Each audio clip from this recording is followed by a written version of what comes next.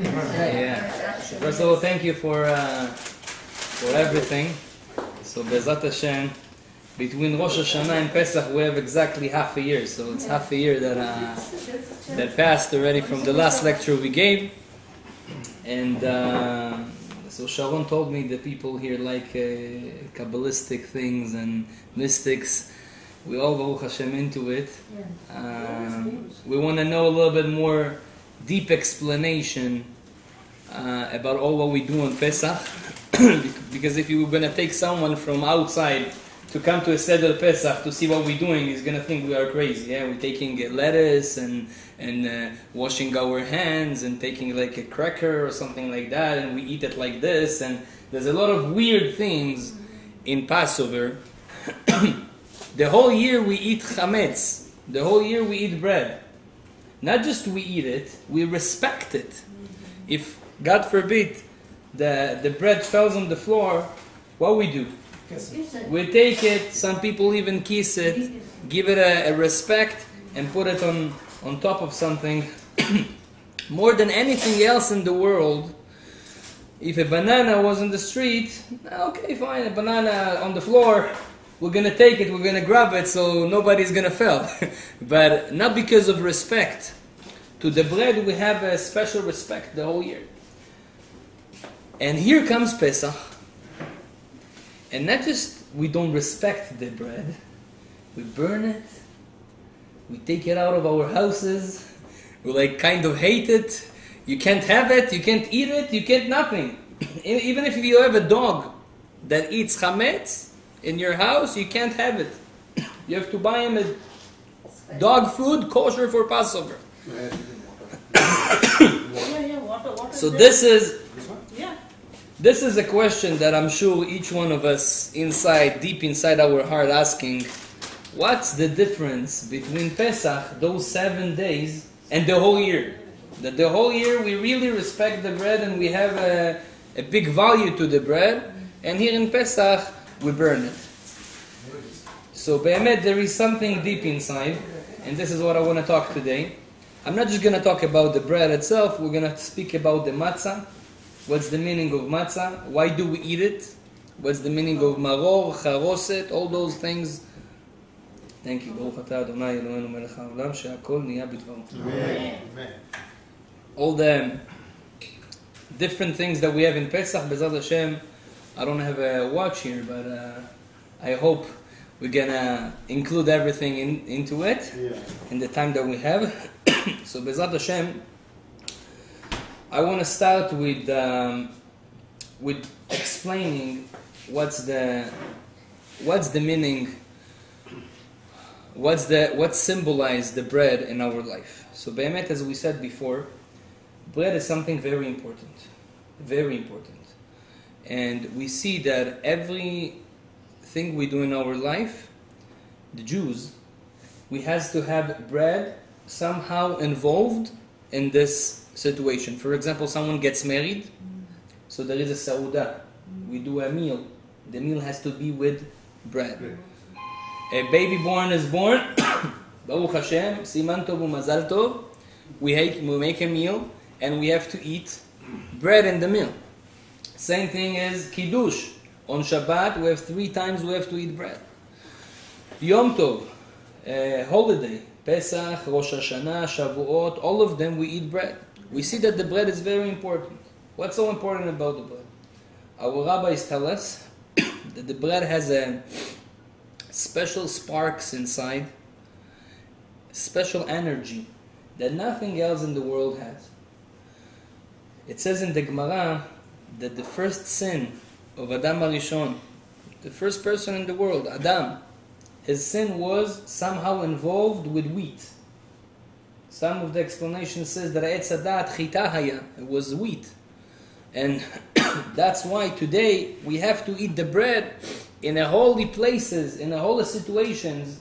So therefore we elevate this sin, whatever Adam Arishon did, and we take the bread that was involved in the sin and we elevate it to a higher level by doing a kiddush on it, by eating it in a holy times. So therefore we elevate it. That's why we give a respect to the bread the whole year. But we have something very interesting in the bread also. We have to know that every place that there is a lot of holiness, kedusha, there's also a lot of impurity wants to come and take over. For example, I'll give you an example. I don't know if there is a Kohanim here. Excuse me. But a Kohen can't go to a cemetery. Why? Because a person in a cemetery, someone that passed away, he has a certain impurity. The cemetery has a certain impurity, right? We go to a cemetery, some people even feel it. It's not a very positive energy in the cemetery. The Kohen, which is very high spiritual level, that's how he was born. When he gets to a cemetery, he has a big contradiction. He is very spiritual, and this place is very unpure, so he can get affected by that, so he can't go inside. Every person that passed away has a certain impurity. Now, if there is a cemetery of non-Jews, can a Kohen go into that cemetery? According to Halacha, yes. To a Jewish cemetery, a Kohen can't go. To a non-Jewish cemetery, no problem, go. What's the difference? We would think, if for a Jewish cemetery, which is, you say there is a bad energy there, the Kohen doesn't go. So for sure, the non-Jewish, this is even worse. But really, this is not like this. What's happening when someone passes away? It's very interesting. The soul goes out, the body stays, but there is always something that stays. Certain sparks of the soul, they stay in the body. That's why, by the way, we do a shiva. What's a shiva? 7 days. And then we have 30 days. And then we have 1 year. What's that for? 7 days. After 7 days, there is 3 parts to the soul. Basically, there is 5, but there is 3 main parts to the soul. It's called nefesh, ruach, neshama. Nefesh is located in the liver. This is the one that is all our daily things that we do, sleep, eat, instincts, all those things, they are from the nefesh, which is in the liver. The ruach is emotions. It's located in the heart. The neshama is the logic, is the highest place. This is the neshama located in the brain. So those 3 parts of soul, they go away when someone passed away slowly. 7 days, the first 7 days, after 7 days, the neshama goes up. Takes her 7 days to go up. And then after 30 days, the ruach goes up. And after 1 year, the nefesh goes away. And then even after the nefesh went away, there's still a small sparks of the soul that still stay in the cemetery. That's why we go to visit the cemetery, because there is something there.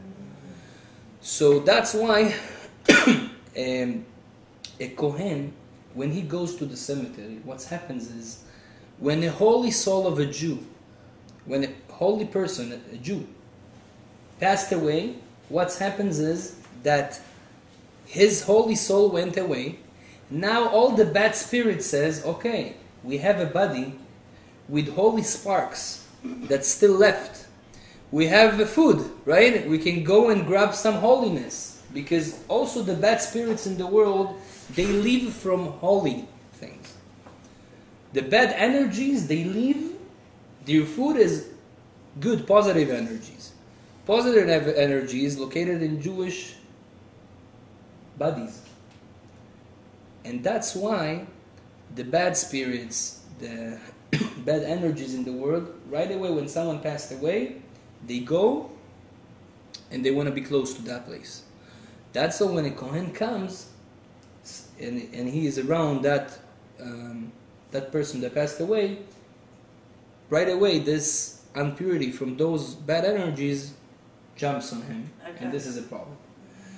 But a non-Jew, he doesn't have that. He doesn't have a holy soul like a Jew. When a non-Jew passed away, all the bad spirit says, okay, listen, there's nothing to eat. There's nothing to take, nothing to suck here. So they don't come there at the same amount as they come when a Jew passes away. That's why a Kohen has no problem to be there. But there is No. exceptions for a Kohen? There's no exceptions? What do you mean by exceptions? Yeah, there is an exceptions. For example, his father, Good. sometimes. Yeah, the halacha states like clear, Immediate. yeah, to who they can be close to or not. But be'emet, but really, this is the reason why a Kohen, he can't go to a cemetery. So this is the deep reason. Now, when we understand that, so now we know something very important. As much as something is holy,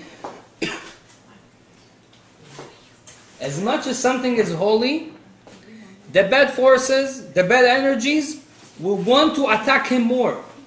That's why, by the way, you know what's Yetzer Hara? Yetzer Hara is an evil inclination. Yeah? The one inside us that tells us to do bad things. Yetzer Hara. Yes. The Yetzer Hara, who has more Yetzer Hara? People that are observant or not observant? People that know Torah and fulfill the mitzvot of Hashem? Or people that doesn't fulfill? People that do fulfill has more Yetzer Hara than people that don't. I once spoke to one of the big rabbis in Israel, and he told me that he says, you think I'm like very big, I'm holy, yeah, this is right. But I have my bottle with the Yetzer Hara is a lot bigger than yours. Because the more you grow, your evil inclination grows. And that's why same thing happens with the bread. The bread is very holy, has holy sparks inside that we have to eat and elevate. But because it's very holy, also there is a lot of bad forces coming and surrounding the bread also. That's why the whole year we're allowed to eat bread and we need to eat bread. And usually we have to do blessings, not very short blessings like all the other food. Long blessings. The only thing that you do natilat yadayim before you eat is bread. You never take a banana and you make a natilat yadayim before eating a banana. No. You have to prepare yourself. After you eat bread, you have a birkat hamazon. Yeah. This is like 4 different long blessings. When you eat something else, you don't do something long like that. What's the reason? The bread has something very, very holy inside. But because it's very holy, it also has a lot of Yetzer Hara, a lot of bad forces, bad energies surround it. And we have to take the good from the bad. Rabbi, sorry. Yeah. Is this the reason why in the Beit HaMikdash they used to keep bread? Right. For the same reason. Now, what's happened on Pesach? From the other side, the bread is very holy. What we make bread from? Bread is made from wheat and water. Wheat and water combined together makes bread. Matzah is from the same ingredients. You take the same ingredients, the whole difference between bread and matzah, No yeast. no. It has nothing to do with the yeast. No. Even without yeast, It will rise. it's gonna rise. Yeast Yeast makes it rise more. Yeah. But even if you don't put yeast inside, it's gonna rise.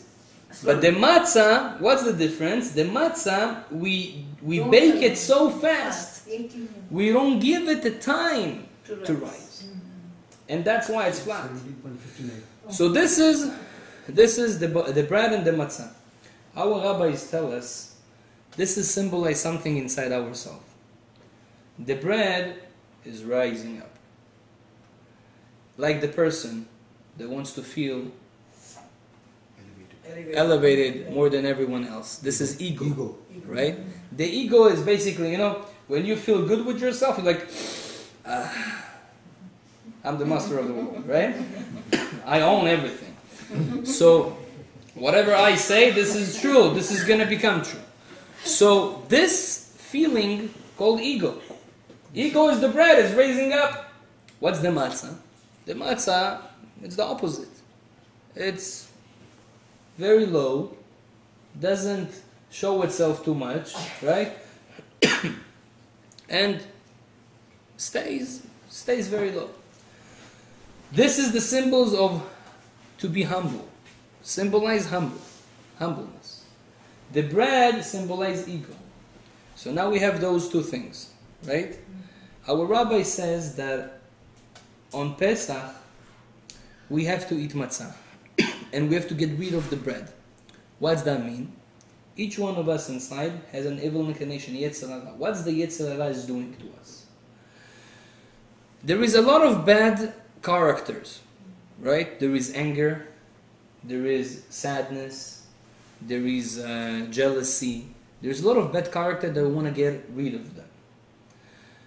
But Rabbi Chaim Vital, one of the big rabbis, was a Talmid of Rabbeinu Arizal. He asked in his holy book Sha'arei Kedusha a question. He says, but what's the source of all the bad characters? It has to be a source. What's the most, the one that is... He says this is the ego. The ego is the source of all the other bad characters that we have. And I can prove it to you, and he proves it there in the book. Very beautiful. For example, why people are angry. Your kid didn't listen to you, right? You told him, clean up the room, and he's like, I don't care, he's doing his things. You told him again, clean up your room. Doesn't listen to you. 3 times, 4 times, 5 times, 10 times. Then what's going to happen? You're going to get angry. What do you mean? You don't listen to me? I'm your father. Who are you? Why did I get angry? Someone didn't listen to me. Why? I have an ego. I think that everyone should listen to what I'm saying. I'm the master of the house, and you are a small kid, doesn't listen to me. So basically, all anger that we have in life, it's because of ego. Because we feel we are important, and when somebody makes you feel that you are not important, by not listening to you, so this takes your ego down. So you get mad at him, you get angry at him. Someone that doesn't have an ego, he's never going to be angry, by the way. Never. If you want to get out of the anger, get out of the ego, no anger. Why? Because when you don't feel that you own everything, and everyone has to do whatever you say, and you are the most important, so whatever people will say, you say, okay, fine. I mean, I don't deserve it. Why should you listen to me? Who am I? When you get this idea inside yourself, so there's no anger. But it's very hard. Why? Because we are all born with ego. This is the most important thing for each person in the world. To feel a little bit comfortable with himself that he is something. When you think that you are nothing, it's very hard. That's why the ego is the source of all the bad characters. Now, the purpose of life is to be good people. If we want to be good people, we have to get rid of the source of all the bad characters, which is ego. How do we get rid of the ego? Our rabbi says this is Pesach. On Pesach, basically we take all the ego off the house, all the chametz, the thing that rise up. By doing it, when you go with the candle on B'dikat Chametz a day before Pesach and you go to every room in your house and you're checking that room, basically what's happening, you're lighting and you're taking off the darkness from that room and you're taking off the darkness from your soul. Because like we have in our house different rooms, we have in our soul different places and rooms. By going and checking and getting rid of the chametz in every room, basically all the bad characters at that room in your soul going away. So basically what's happening on Pesach, we're not just cleaning the house, we're cleaning our soul. We're cleaning our character. And this is getting off us. But then what's happening? After Pesach, we eat bread again. And we going through that cycle again. So what's the purpose of it? Is the egg smell troubling you? No. I have a cough. I was sick yesterday, so that's why I didn't get out of this.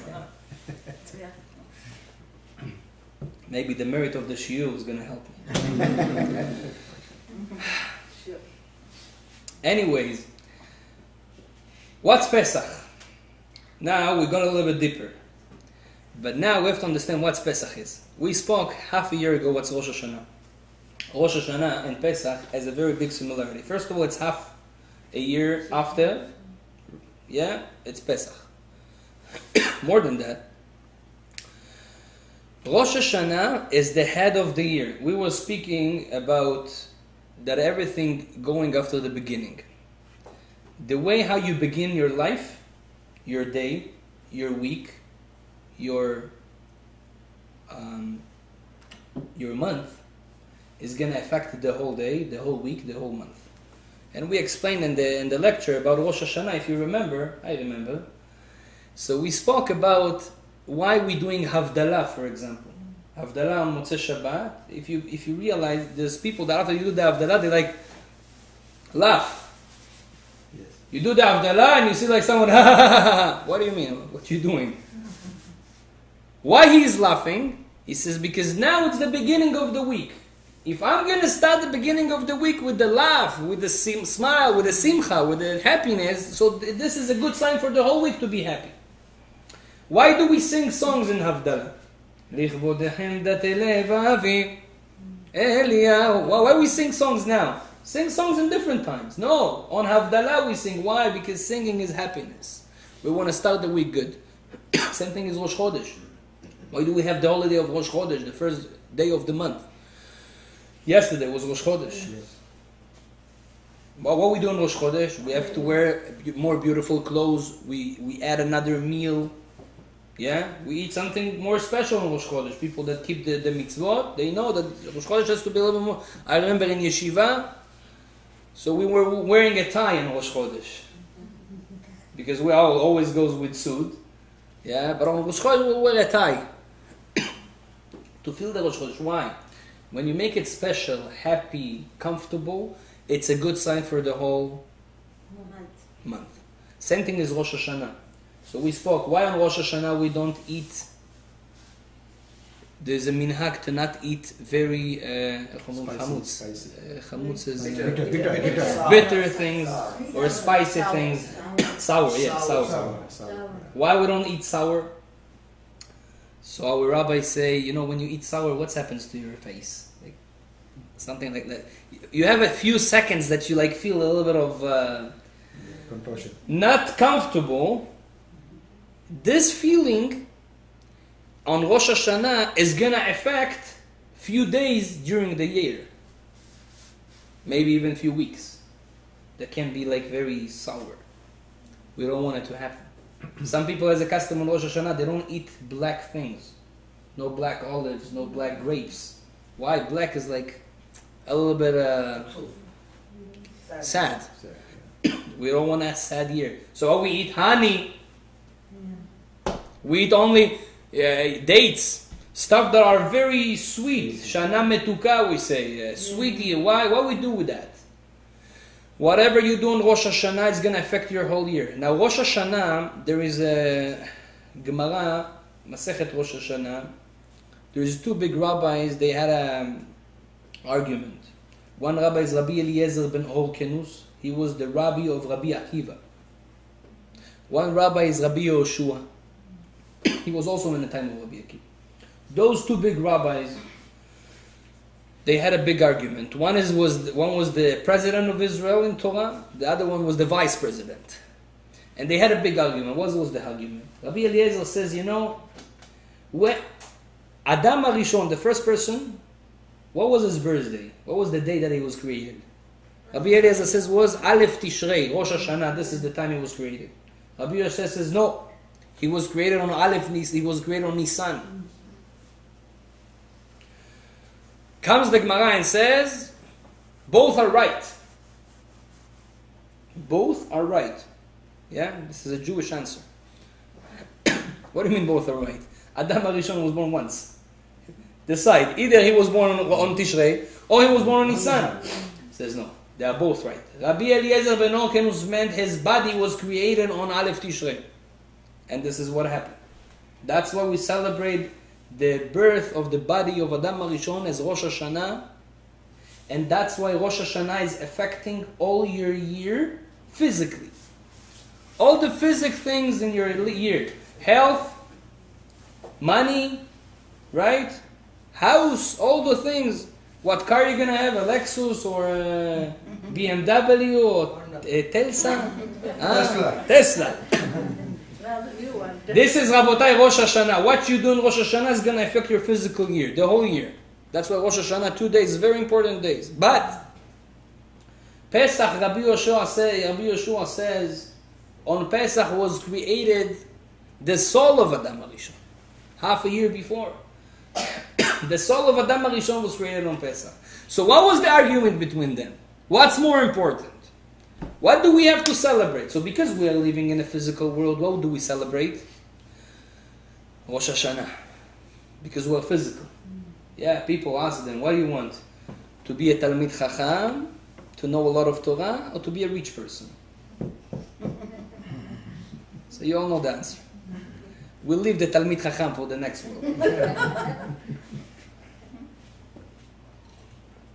They want to be, physical.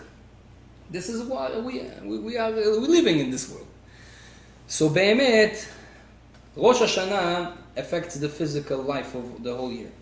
But now, Pesach, Rabotai, this is our birthday. Happy birthday. What's Pesach? What's the month of Nisan? This is the birthday of the soul of Adam HaRishon. Was created. His soul was created in Pesach. It was created on the month of Nisan. What's that mean? That means that each one of us is a spark of Adam HaRishon, and each woman is a spark of Chava. So we are created on that day, on that month. Now, whatever we're going to do with this holiday, Rabotai, this is going to affect the whole year spiritually. What spiritually means?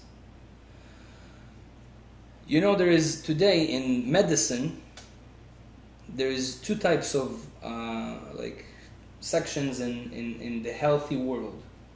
One is like the conventional, the physical world, and one is like the mental.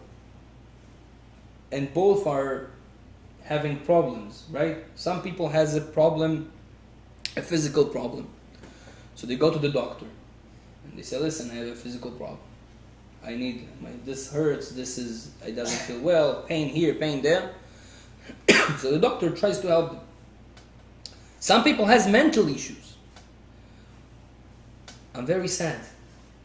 He's always in depression.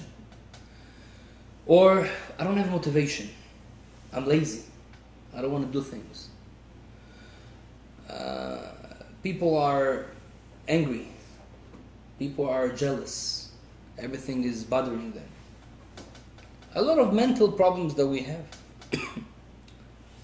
Rabbi Nachman Breslev says that most of the disease that we have, physical disease, the source of them is mental disease. Someone that is very angry usually is going to have a lot of headaches. Why? When you are angry, what's happening is that you have fire in the liver. All your body is fire. Yeah? The Torah says, "Lo tevaharu esh bechol moshvotechem beyom haShabbat." You're not allowed to light fire on Shabbat. The Zohar HaKadosh, the holy book of Zohar, Rabbi Shimon Bar Yochai say, what's that mean to not turn on fire on Shabbat? Of course it has the simple explanation that we can't turn on fire, you can't smoke a cigarette on Shabbat, it's a problem. But Rabbi Shimon Bar Yochai in the Zohar says a more deeper explanation. He says, Esh HaMachloket, anger. This is fire. This is a mental fire. This is a spiritual fire. You're all burning when you're angry. So he says on Shabbat, you can't turn on that fire. So what does that mean? When you're angry, so you're all fire. What's happening when you have a lot of fire in yourself? The fire goes always up. Gravity, everything goes down, but the fire goes up. When you have fire in yourself, it goes up and up and up and up and gives you kicks on the head. So now you have a lot of headaches. Now, by the way, if you go to a Chinese doctor or people that know a little bit of like mental issues, they studied it from our Torah, but this is the secrets that were given to Avraham Avinu, and they took it also. But really, they're going to tell you that also. If he is very smart, he's going to tell you, you are angry, that's why you have a headache.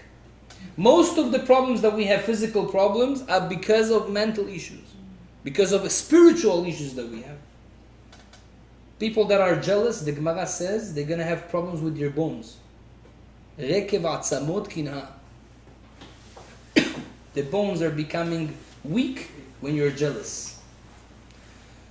Everything has a reason that affects that. Rabbi Nachman the Breslev says, if you want to be healthy, simcha shoresh kol harefuot. The happiness is the source of the whole, all the refuot is all the medicines is happiness, more than everything else. Atzvut shoresh kol hamachalot. When you are sad, is the source of all the disease. So everything starts with the soul, with the mental issues. Here comes Pesach and tells you, listen, I know Rosh Hashanah is important, and Rosh Hashanah gives you a good year physically. Physically. Money, we need physical health, we need everything, physicality, everything we need, to live. And this is what Rosh Hashanah is all about. That's what we have in Rosh Hashanah, to do a lot of good things, so therefore we're going to influence a good year. A good physical year. But Pesach comes and going to affect your spiritual life. And I'm telling you that Pesach is more important. Why? Because the spiritual affects the physical. And now on Pesach, basically, we are taking the source of all the spiritual problems in life, and this is the ego, this is the chametz, that we take it off. And what do we eat? We eat the humble, we eat the matzah.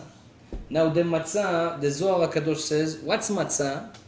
Michla de asvata, a food, the most healthy food. This is a medicine.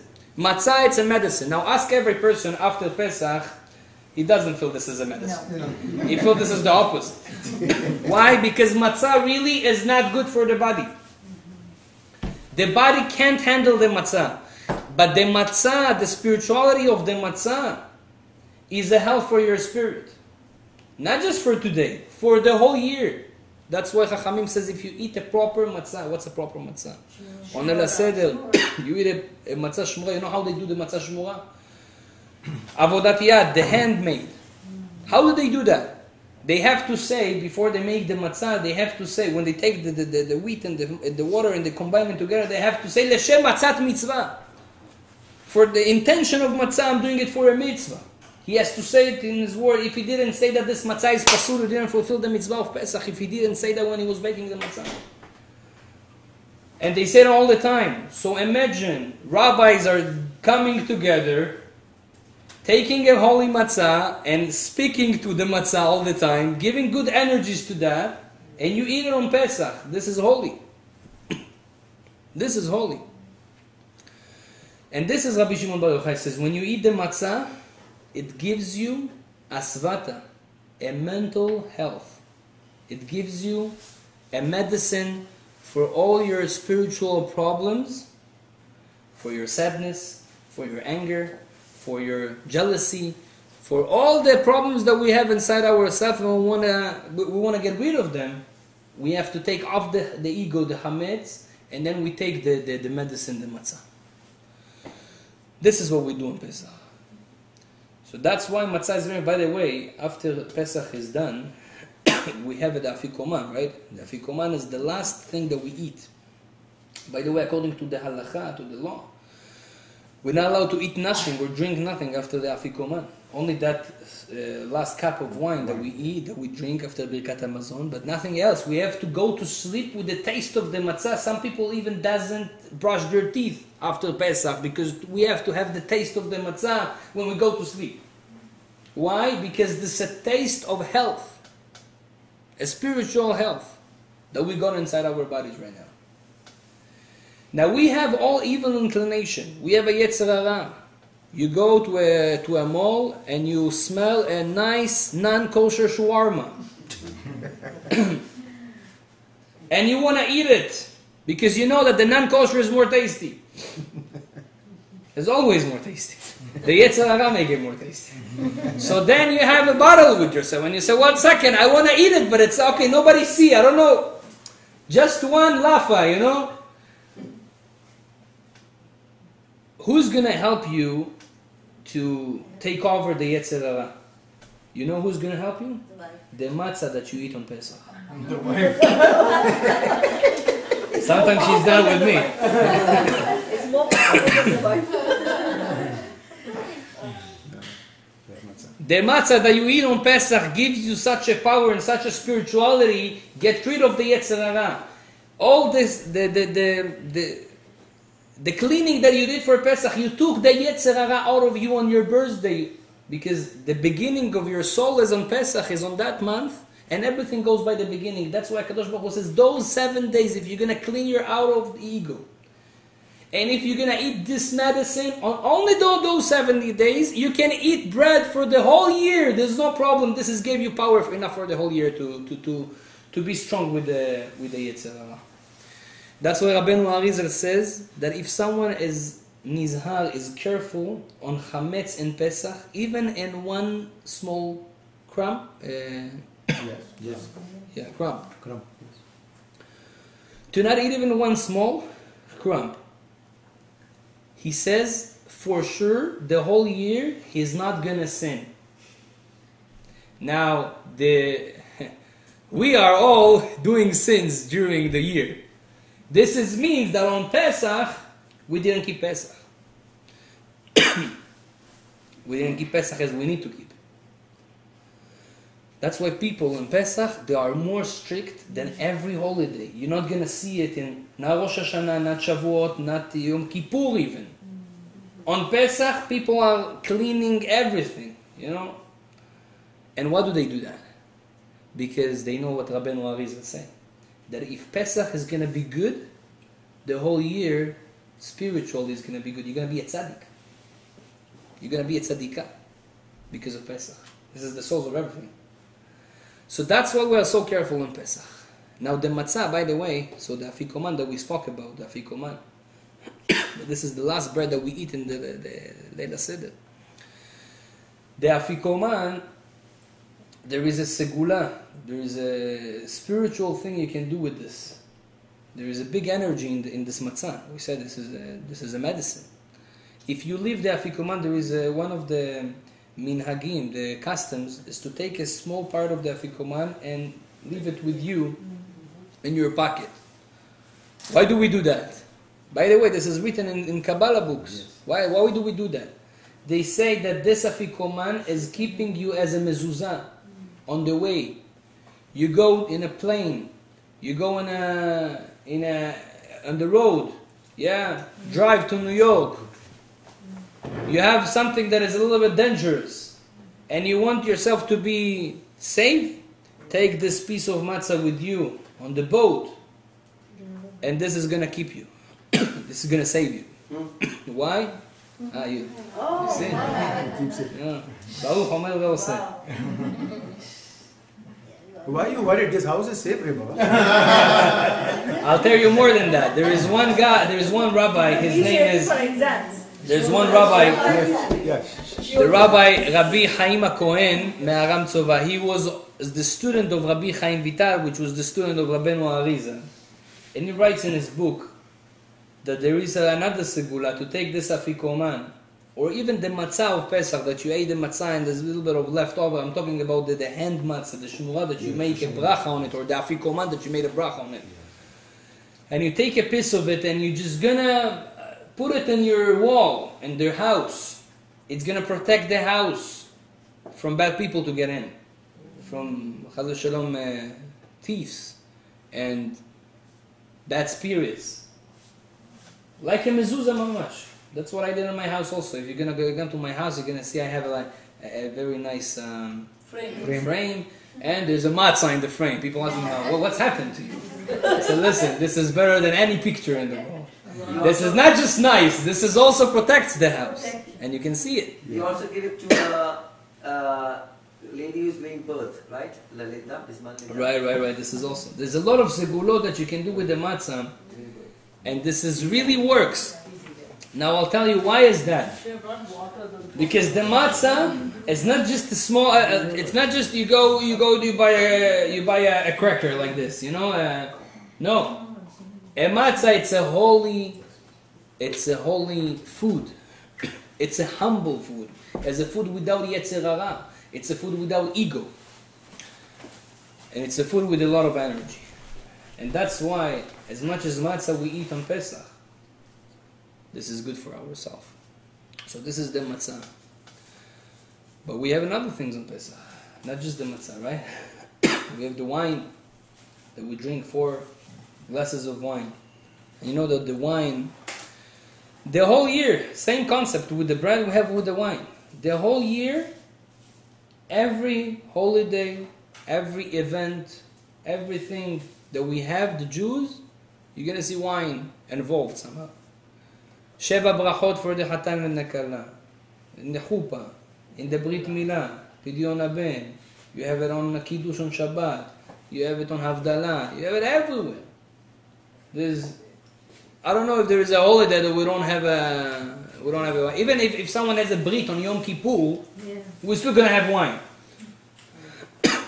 We give it to a kid to drink. But we're going to have the wine. Wow. What's so important about the wine?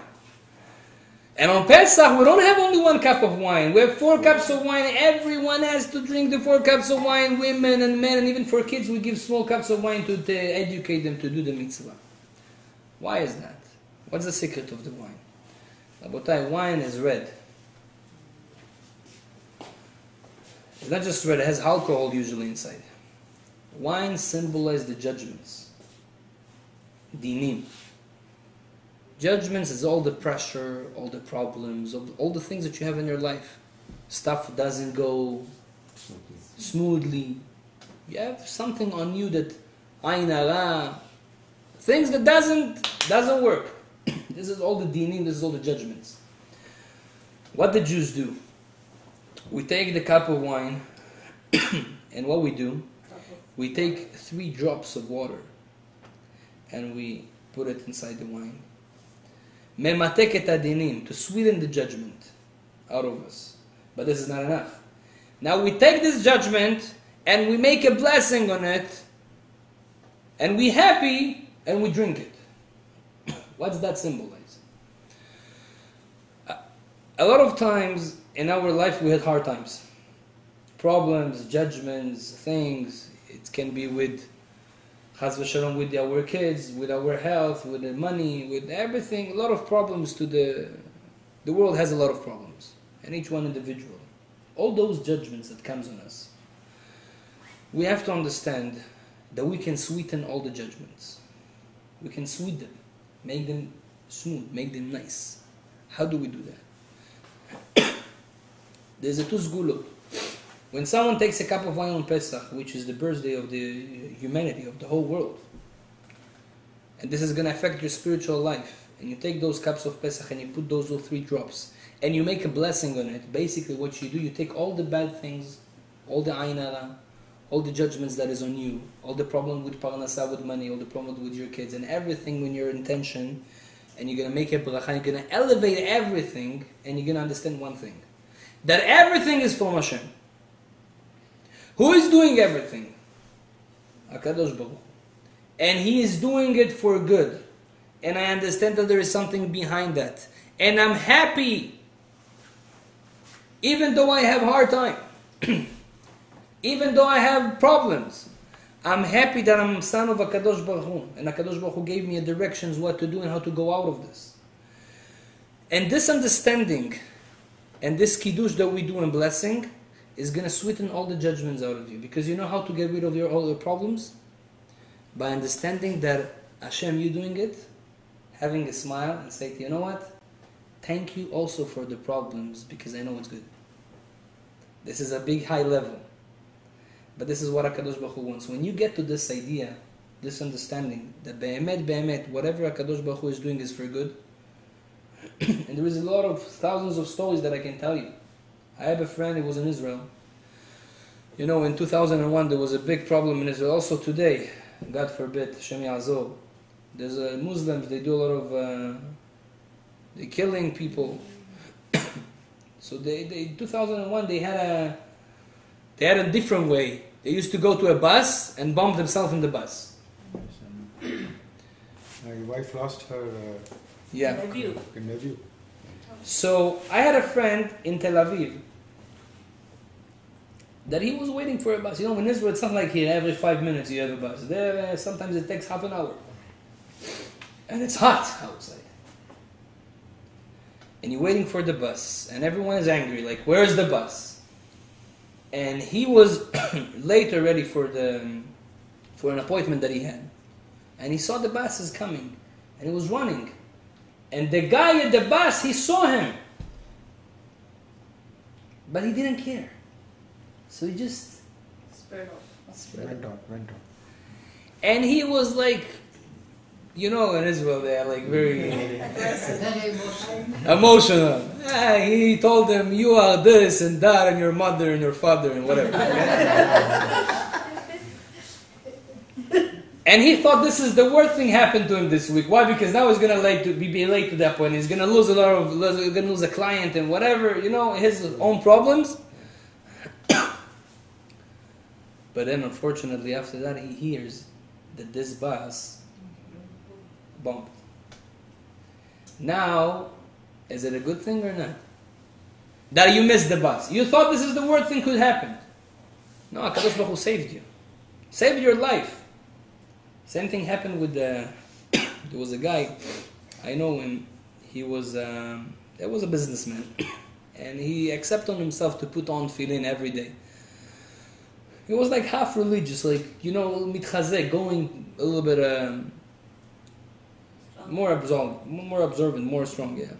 So yeah, he got on himself. I want to put tefillin, but you know, when he accepts something on himself, he's doing it, like no going back.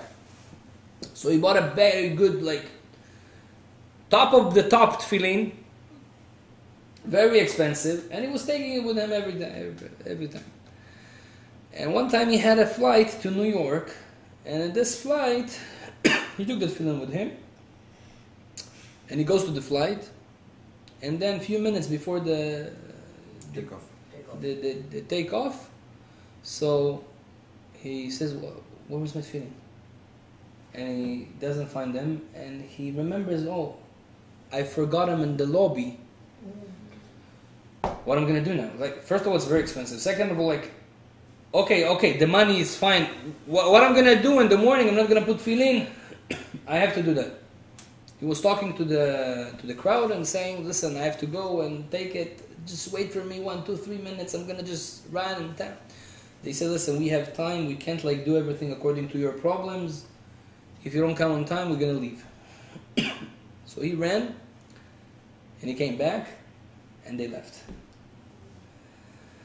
They didn't wait for him. It took him a while. So then he thought, okay, you know what? This is the worst day in my life. Because he had a very, very important business to do. And he missed that now. And we have to take another flight. And also the money. But what can you do? This is what life is. He accepts on himself, says, Toda Rabba, thank you, Kadosh Baruch Hu, I know everything is for good. And then he saw that everything is for good because this was the second plane that was going into those twin towers. The twin towers. So now you understand that everything what HaKadosh Baruch Hu is doing is for good. That's why they say Gamzule Tova. Yafeh, Gamzule Tova, right? So when you understand that whatever Hashem is doing for good is you smile even when it's hard. Now you sweeten the judgments. When you take a cup of wine and you take those 3 drops, a woman that has pain, she's pregnant, yeah, or something is not going well in her life, you take those 3 drops and you put it. And now you have in mind an intention, those 3, like I'm sweetening the wine that is judgments, HaKadosh Baruch Hu will sweeten my judgments all with me. This is the intention that she has to have. Same thing as a husband. Another segula, our rabbis say, if we realize on holy days, we are making a bracha, a blessing, not just on food, on Torah, on different things. We have a special blessing on a smell. When you smell something that is a good aroma, so you have to make a blessing. So you take basil, you make borei isbe besamim, and mint, borei isbe besamim, or you take myrtle, hadassim, you make borei atze besamim, or even you can take a good perfume, so you make borei mineh besamim. This blessing, our rabbis say, if you have a lot of judgments in you, a lot of problems in you, and you feel like this time is a little bit of pressure and things that doesn't go well, just stop everything. Take a nice aroma. Make the right blessing to this one. With good intention. Baruch atah Hashem. Slowly. Elokeinu melech haolam borei isbe besamim. Smell it 3 times. And Rabbeinu Arizal says that this smell will sweeten all the problems and the judgments. You're going to feel a lot better. You're going to see things going to go like smoothly. How does that work? If you realize in Torah, when it says that Kivyachol, Hashem is like mad in something, angry in something, it says Charon Af. Af is nose. Like when someone is angry, we symbolize it with the nose. Like the nose is like, the ox, when the ox is like angry, in the movies, so what happens? He has red nose. Smoke. The smoke coming out of his nose. Yeah. The nose is like symbolize anger, judgments. Af, Charaf Hashem. Vayicharaf. Vayicharaf Ya'akov berachel. So the nose judgments is anger. When you take a good aroma and you make a blessing, you elevate it. You make a blessing. This blessing is elevating all the judgments. It's taking them off. Of the af, of the charon af, of the judgments. So now you sweeten everything. And this is what we do on our holy Shabbat, on Havdalah, on Pesach. It's good to take aromas also. And we make this blessing and we sweeten the judgments. What's the time? It's 9:08. 9:08. There's no hurry, Rabbi. You finish what I can speak until 4 o'clock in the morning. Why don't you eat while he's speaking? I'll tell you another thing. Yeah, 1 second.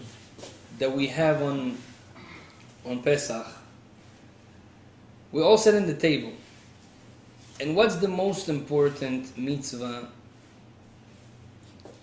on Pesach? Matzah. So people say matzah, some say maror, some say, I don't know, charoset with the maror. Karpas, we have a lot of things. But Rabbi Ovadia Yosef says, the most important one, the key, the heart of the Pesach is Vehigadeta lebincha bayom ha'u. To say the story of Pesach, to say the story of Yetziat Mitzrayim. Now, Rabotai, what's the secret of Yetziat Mitzrayim? One of my students asked me a beautiful question. Beautiful question. Sometimes the Gemara says that when you want to learn, don't be shy. Ask all the questions you have.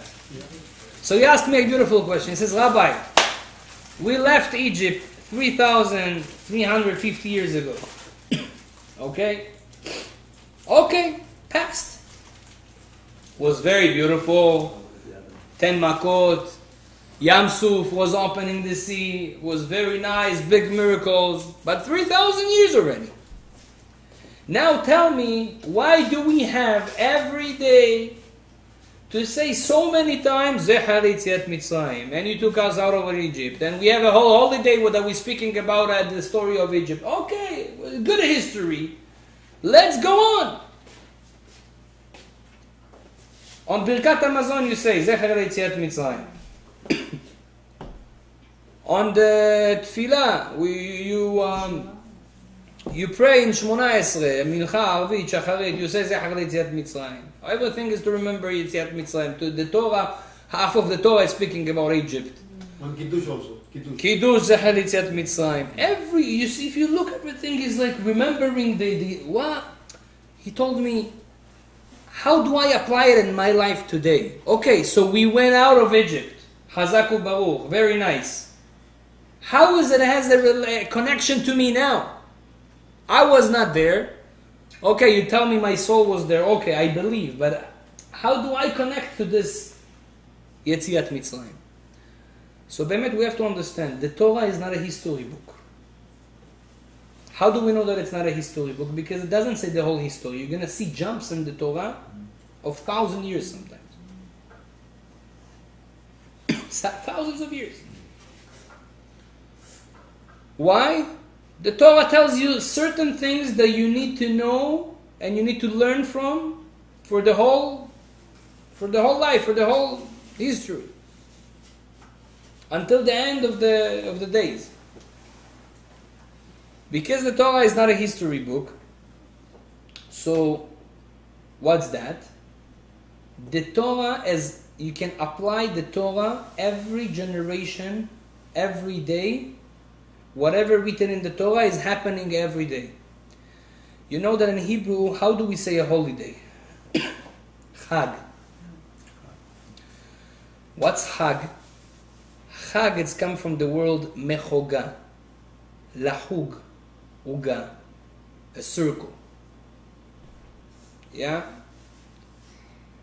Why it's a circle? Because it comes every year. Again and again and again. What's the specialty about it coming again at the same time? Every holiday that we have, at that day, for example, now it's Pesach, so Yudaled Nisan, the same astrology, the stars, alignment of the stars, that were at the time of Egypt, they are coming again every year at the same moment. The same energy was coming to the world, Shefa, that was coming to the world. At the time of Egypt, the miracles that was revealed at the time of Egypt, and potential they can be revealed every year at the same time. So potentially we can get to the level of the people that went out of Egypt every year at the same time, because we have this energy coming to the world. We're just not ready to accept it. And by the way, this is where all the preparation for the holiday coming. Why do we prepare for the holiday? Some people go to the mikveh, they clean the house, they make everything good, they try to do their best to get to Pesach.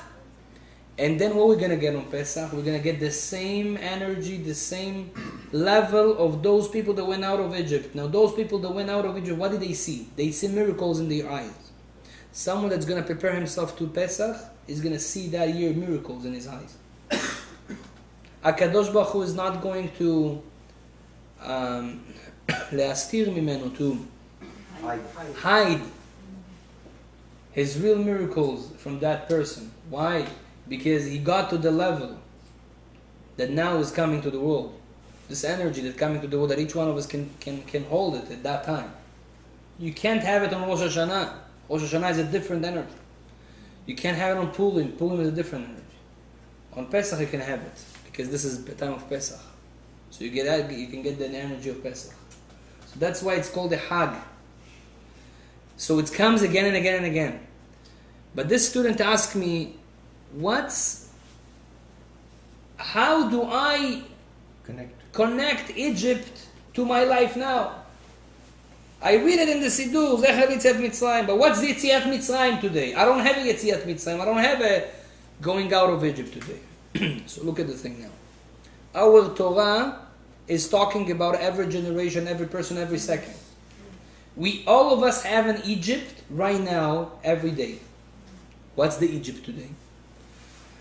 Those who knows Hebrew is gonna more connect to it, but I'll try to explain it also for those who doesn't. What's Mitzrayim? Mitzrayim, it's Egypt. Mitzrayim comes from the word meitzar. Meitzar in Hebrew is something that is thin. Narrow. Straits. No, Narrow. tzar. Narrow? Narrow. Narrow. Narrow, meitzar. Narrow. This is Mitzrayim. Okay, yeah, we can imagine Mitzrayim was a place of pressure, of narrow. What's Paro? He's the king of Mitzrayim. Paro, if you change the letters, it's going to be Ha'orif. Ha'orif is the back of the neck. This is called Orif in Hebrew. What's the most narrow place in the body? If we look, it's going to be the neck. The neck is narrow. Who is the king of the narrow? Of the neck? Ha'orif is Paro. And what do we have inside here? Sarah Mashkim, Sarah Ofim, the place where the minister of food, the minister of drinks, that was in the story of Egypt. This is all happening in your body every day. The whole story of Mitzrayim. So what's the whole concept of Mitzrayim, of this narrow place? What's the neck is doing? The neck is a separation from the two big kings that we have in our life. It's the brain and the heart. And the body. Heart, body isn't the same, right? We have the brain, we have the head, and we have the second, which is the body, the heart. The neck is in between. Paro is in between. Sarah Mashkim, Sarah Ofim, they are all in between. What did they do? Rabotai, our brain knows the truth of life. We know what's right to do. Just for example, a woman that she see that she wants to look more shaped. So she says, "Listen, I'm too big. I have to do something with myself. I can't eat what I eat. So I have to make a diet." She understands that this is true. This is right. This is not healthy. And this is not beautiful. But it's very hard. When she opens the fridge and she see the ice cream, so yeah, yeah, the ice cream is speaking to you like, take me, you have to fix me, yeah? So what are you going to do? It's very hard. What's happening now is basically like this. And the brain, you know that this is true to not eat this ice cream. But you have a Paro and you have a Mitzrayim that doesn't give this information to get right to the heart to go and fulfill. He doesn't give it. So what happens? So you eat the ice cream. But what we say every day, that HaKadosh Baruch Hu, what HaKadosh Baruch Hu did to the Jews? We went out of Egypt. You understand what that means? A non-Jew didn't go out of Egypt. A Jew went out of Egypt. If a Jew is gonna come to you and gonna tell you, Rabbi, I know to smoke on Shabbat is not true. I know that to eat the non-kosher shawarma, it's not true. I know this is logical, this is right, this is 100%. I know, but it's hard. Paro doesn't give it to me to do it. He's blocking my ideas to be fulfilled by the body. Paro and Mitzrayim. So what I'm going to tell him? So he says, listen, I can't. What am I going to tell him? I'm going to tell him, come. We went out of Egypt, my friend. We don't have it. Egypt, if we decide, we control Paro. Paro doesn't control us. The Jews is the only nation in the world that has the power to control all their desires, 100%. We can smoothly make a connection between what we understand and what we want to do. But what's the problem? You know why we can't now? Because we live like non-Jews.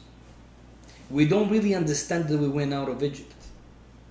We don't understand that. So HaKadosh Baruch Hu says, you do Pesach and say it again and again. You went out of Egypt, you went out of Egypt, you went out of Egypt. Till it gets into the brain. Huh? Till it gets into the brain.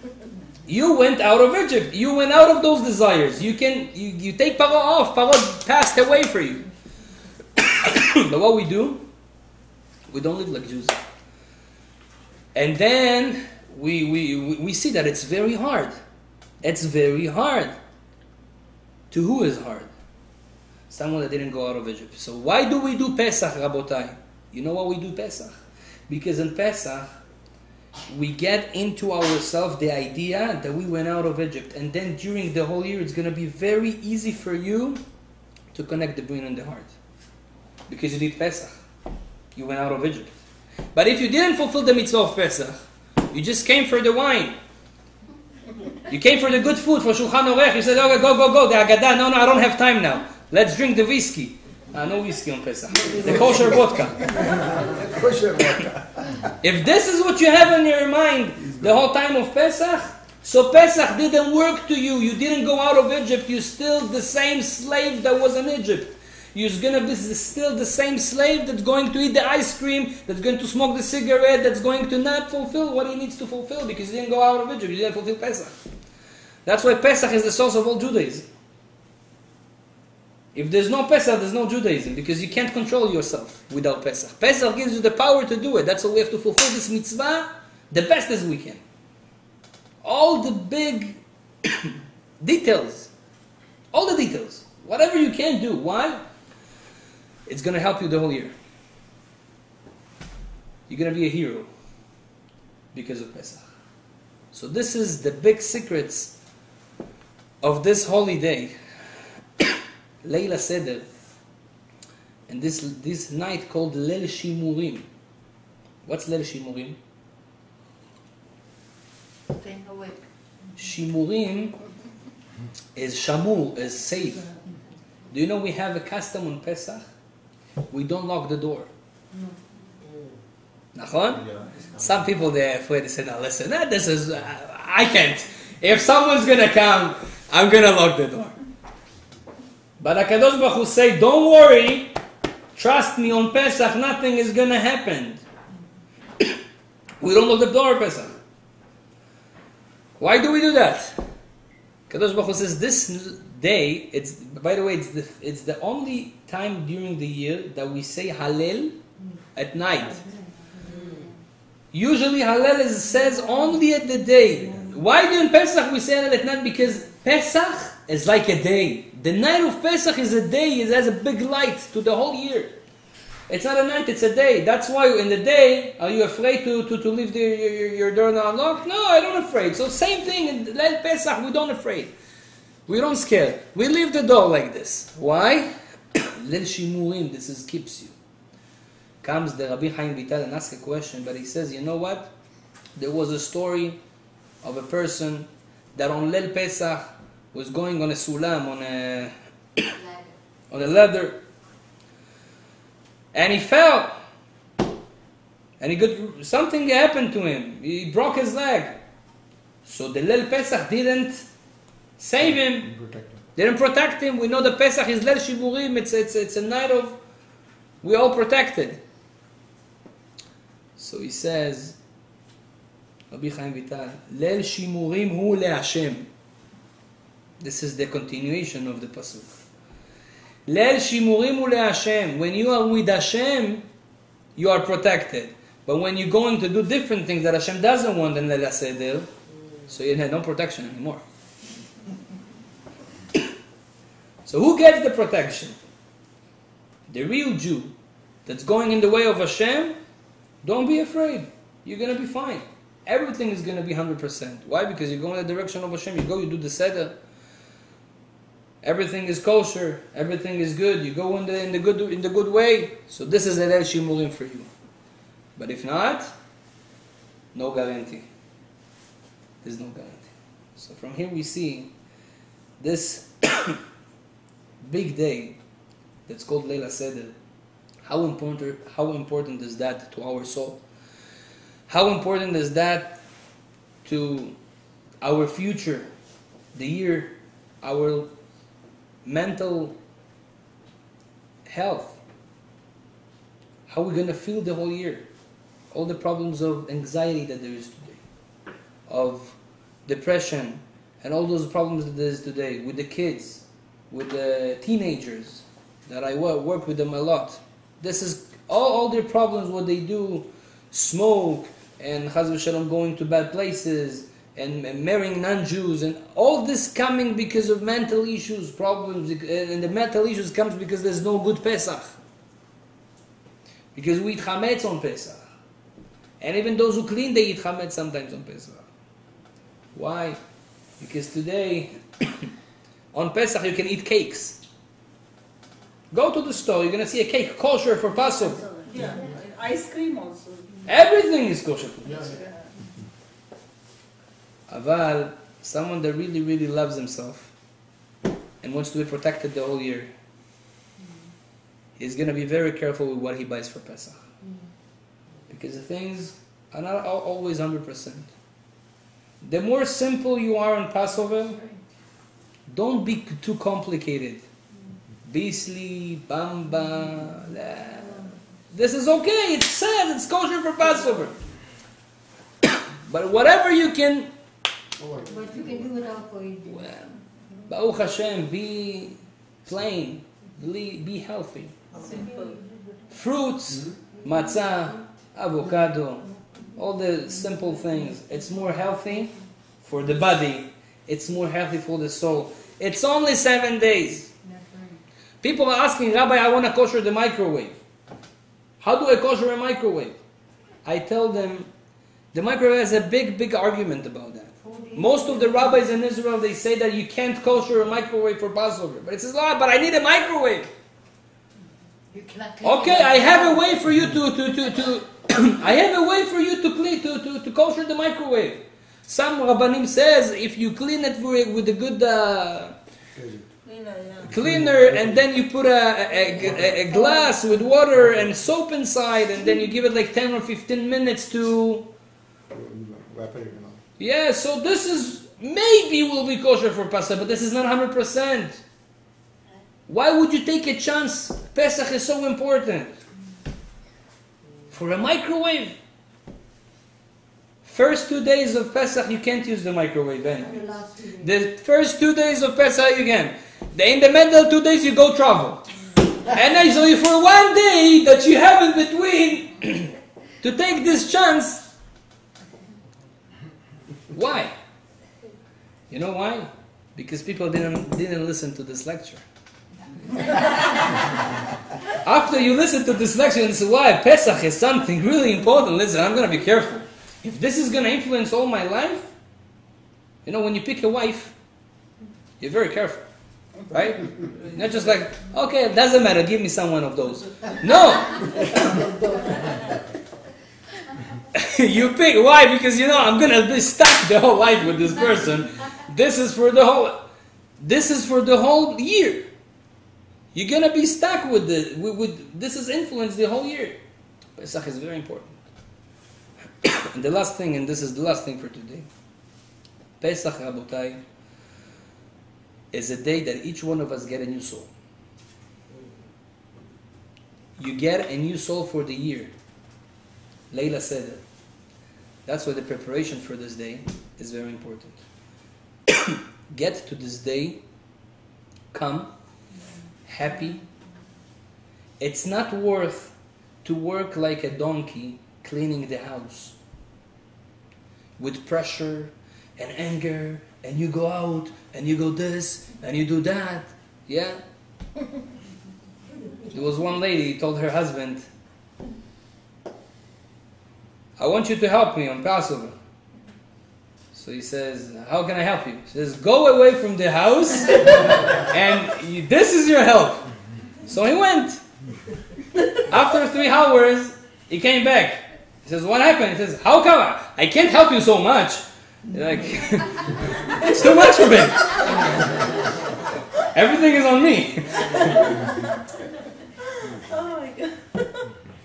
You have to understand that Pesach is very important, cleaning is very important, doing things, preparing things is very important. But if this is going to take if this is going to make you an animal, and not good person, so you miss the whole concept of Pesach. Taking the ego off, taking the anger off, taking everything off. But sometimes it happens because of pressure. Pressure, stress. You know, one of my rabbis once told me, "Avak ze lo chametz."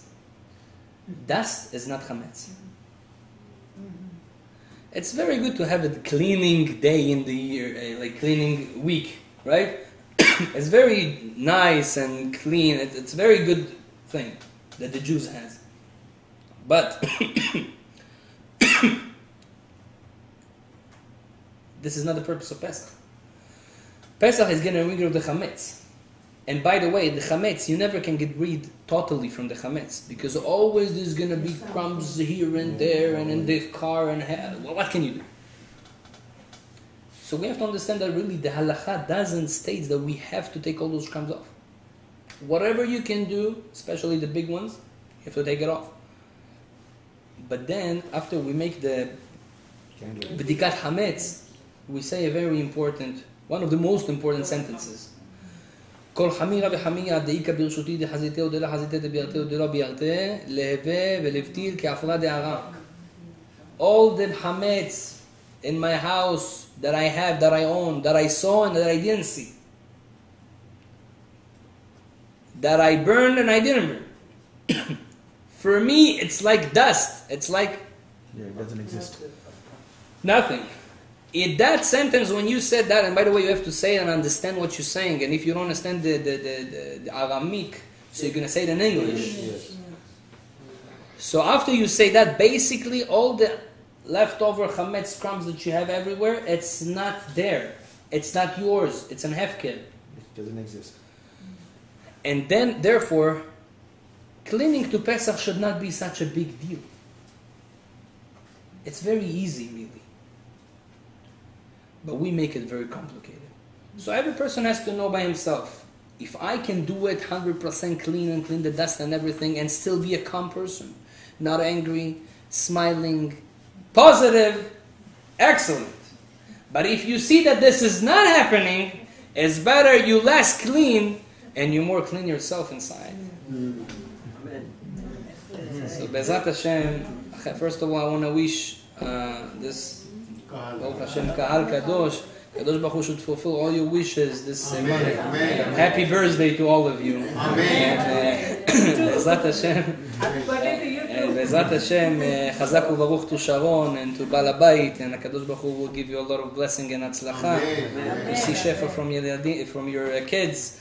And I hope that Bezat Hashem, me and you together on this, we a little bit got a little bit of concept what Pesach means. Now we're gonna, how we say it, mamash, value the Pesach and understand how big is it and how it can influence our life. Chazak u'Baruch. Toda rabba.